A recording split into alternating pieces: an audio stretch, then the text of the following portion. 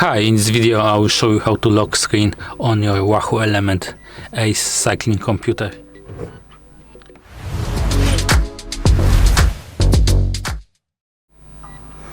To lock a touchscreen you need to start with opening settings,